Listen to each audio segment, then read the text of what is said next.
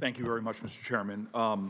It goes without saying this pandemic has hit the United States of America pretty significantly, and within that context, my state of New Jersey has seen the worst of this pandemic, and the lives lost, the families facing devastating grief, and the struggles that we've seen have been a legion. I'm grateful that it was already said in this committee that we have a serious problem with, at a time that people were calling into question China's secrecy.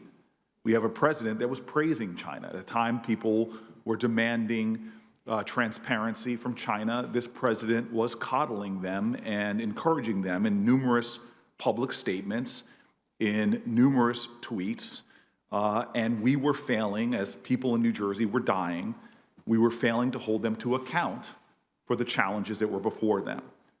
And so I continue to be concerned about our policies regarding China and that go beyond tough talk, but to really working to get results. According to reporting, China appears during this crisis to have nationalized control of domestic production and international distribution of critical personal protective equipment. In early 2020, in response to this crisis, including that of the U.S. companies, such as 3M, which produce PPE. This is a significant challenge. Under their action of nationalizing their control, China required factories that make masks on behalf of American companies in China to produce masks for its own domestic use.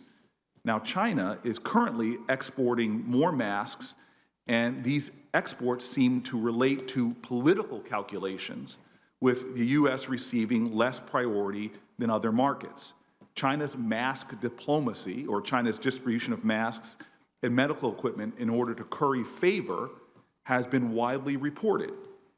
I'd like to really know, how is China, in your perspective, and maybe address this to Grisby and Richardson, how is China prioritizing their exports of PPE, and how is the U.S., in your view, benefiting or to the detriment of our country? And really, the entire world saw the images of our healthcare professionals working without adequate PPE while we waited for China to release the supplies of PPE.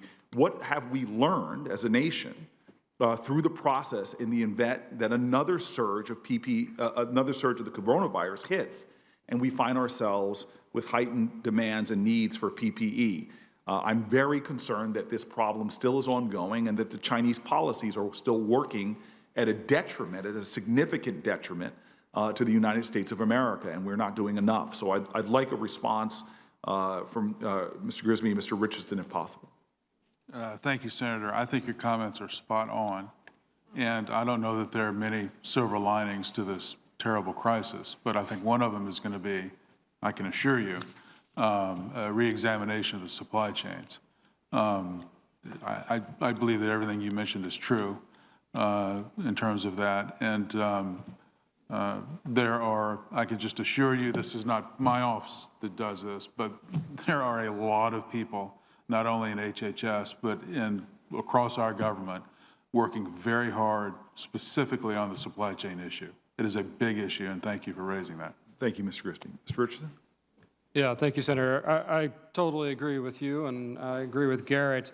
When you look at China, and I wouldn't just look at it in the context of COVID, but if you look at their approach to foreign assistance generally, they have a really mercantilistic, very strategic approach to all of what they do. They're looking at strategic mineral rights. They're looking at strategic ports. They're looking at bribing officials in order to get their companies access to things. That's really the Chinese approach to foreign assistance writ large, and I think it does set up a really great dichotomy between, if you want to go with China and accept that type of assistance, you're gonna go backsliding on your governance and your transparency, and it's not ultimately going to be the most successful for any of our partners. I think what the U.S. really offers with our partners, donor partners, offers really a different solution of transparency, no strings attached assistance, and those types of things. It's a critical issue. So I'm grateful, and I do not think we're sounding the alarm enough. We see the authoritarian regime of China working against our country, from currency manipulation to corporate espionage and stealing secrets. We've seen this behavior consistently in how they deal with foreign relations. But now, in the nature of a pandemic, it is chilling to see that their actions and what they are doing is putting lives in our country at risk in the past, right now, and especially within the potential for a second wave. I'm grateful you are echoing, Mr. Grisby, what I've been saying in this committee, in the Small Business Committee, is the supply chain issues are national security issues. And we need to be acting with bolder, far greater action to protect our nation from this menace that seems to be the Chinese intention to undermine our safety, our health, and our well-being. I want to ask very quickly about wet markets, because I have great partnerships across the aisle. China CDC announced it found COVID-19 in samples collected in a wet market in Wuhan, China in January. There's a new outbreak right now in Beijing, but China yet again, in this outbreak, we see that it is still linking a lot of the challenges to wet markets. These live wildlife markets were also linked to the 2003 SARS outbreak. Scientists studying zoonotic diseases that jump between animals and humans, have pointed to the close proximity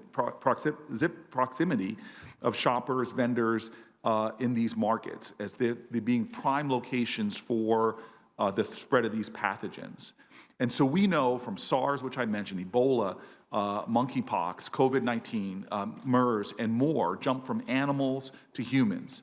It is clear that wildlife markets that sell wildlife animals for human consumptions need to be shut down. Senator Graham and I sent a letter to the heads of international organizations urging them to engage in efforts to shut down these markets. And so very quickly, and then I'll stop, and love to ask this question to Milligan and Richardson, is how should the U.S. work through international organizations and international wildlife community to increase the awareness of this risk, and really to begin to take real measures to shut down and ban wildlife markets so that we do not see this challenge again. I'm grateful to be working with Senator Cornyn, Senator Graham, and others on legislation, but to me, this has got to be an international priority, and I would love to get your thoughts on that. Yeah, thank you, Senator. I appreciate those comments. The state and USAID have really robust programs when it comes to preventing wildlife trafficking, environmental programs, and we have a fairly broad reach, although a lot of the countries that are the greatest offenders, like China, we don't have a lot of those types of programs in some of these countries. So I do think we need to expand, not just in the development piece that Chris can certainly will have better insight in, but on the diplomatic side. I think that we've got to do a 1-2 punch here, but working together, I think we can make a real progress. But Chris? Thank you. And I think what this shows is that these issues are all interrelated. You can't look at just a simple health focus. It's all interrelated. We have a tremendous opportunity now to build more commitment behind preventing wildlife trafficking by actually messaging on CITES and by talking to many of the countries that enable this to happen about the consequences and the downstream effects. So this is a tremendous opportunity.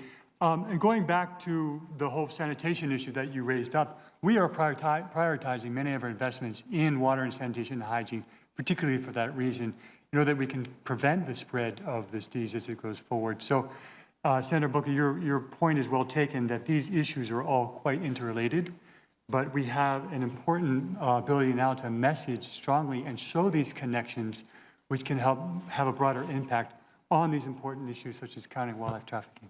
Thank you. Thank you. Thank you, Mr. Chairman.